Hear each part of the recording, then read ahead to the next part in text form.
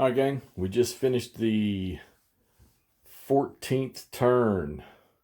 It was a PM turn of 11 June, so we only got 8 more left to go. Take a look at the overall situation here. See the German line is along the river there, running all the way to the south, or to the south. Debating collapsing this piece of the line back here, collapsing that maybe into this area here along that what looks like a hill line right there. That'll give me a little less room that I have to occupy, and there's no victory hexes in that little pocket right there. But we'll see. I mean, unless the Commonwealth can get something down there to force that, I may not have to. But I don't have a whole lot of units, and the infantry can cross the rivers there. It just takes some work. SS and Lear are pretty much encamped in there behind the river. I kind of spread them out a little bit, using some of the artillery in there on the front line. Not the big hardcore artillery units that do the most damage, but some of the smaller ones, because some of them have defenses of 2, so it's, or 1s, and I stack them in there. So 3rd Canadian snuck in the back door here and tried to attack, and they took a loss. And then Lear was activated. They come across the river at the bridge over here where that 642 unit is, and smacked that recce unit, gave him another step loss, sent him running, and they took another step loss for going through an enemy zone of control. Remember, friendlies do not negate zone of control for that. So he, all in all, took 3 step losses. So all 3 of those units in that stack have been to the reduced side. Decided to take a shot here with 3rd British Infantry and attack Caen head on. Bad move. As you can see, everybody got, they got DG'd. I think all their attacks ended up taking a step loss. And then I thought about counterattacking with the Germans there, but I forgot you cannot mix parent units in an attack. So I had a good odds on that SS and that Lear unit right there against this DG unit for the 3rd Infantry. But then before I got ready to roll, you can't do that. So they'll stay on defense in there.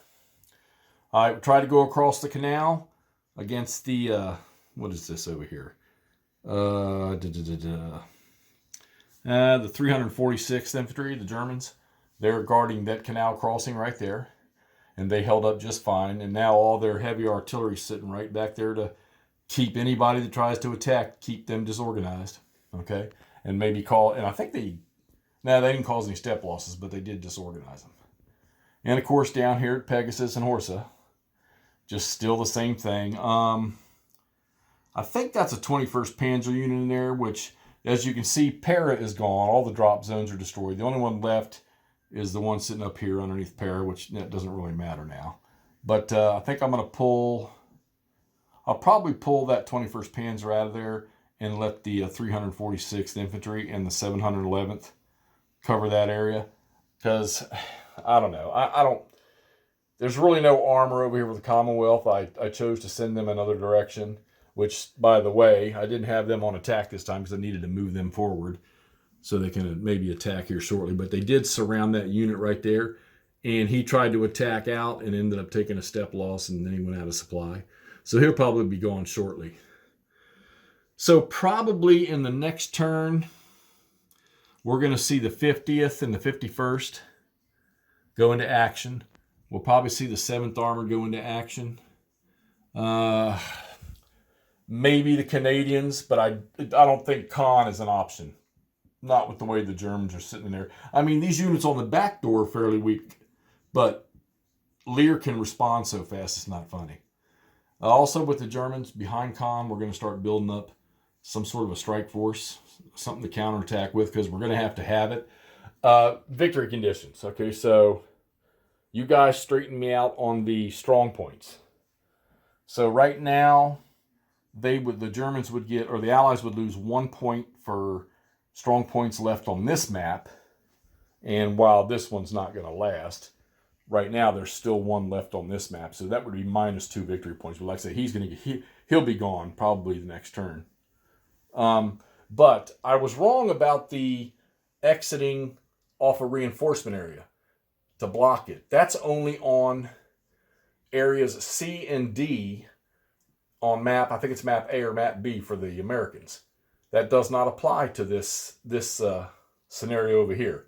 So the victory conditions, they don't get anything for that. So now it's all based on taking victory locations, which we can see here. We've got, right now we've got 2, 3, let's just pull out here, 4, 5, 6, 7, 8, 9, 10, 11. Let's see, 12.